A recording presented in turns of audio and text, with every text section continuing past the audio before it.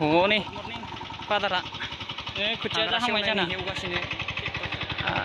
गायजासिगोन माथो र' आरो 20 दिनसोबा गायजासिगोन। बोरमाखौ होना हरनि र' एसे खोथियाव हाबबा दिगदार जालायगोन आरो हर हर हर हर हा हर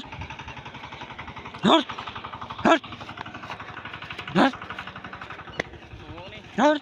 बाजारा खारबाय बोरमाया खारबाय ट्रेक्टरजों हेन्ड ट्रेक्टरजों पावार टेलार खोथियाबो जाबोहांबायना ओंखायनो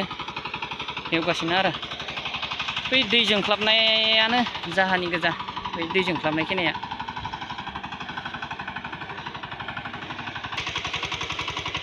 हाजिरायाव फैसा थांगोन लकेल माइरं मोनजागोन जेबो अरजाया टेनसन गैया मुलि सुलि होनाय नङा जोंना मुलिबो होनाय जाखाया बेयाव ओंखायनो फ्रेस आरो जोंनि नैबे खिनानि माइरंफोरा फ्रेस एकदम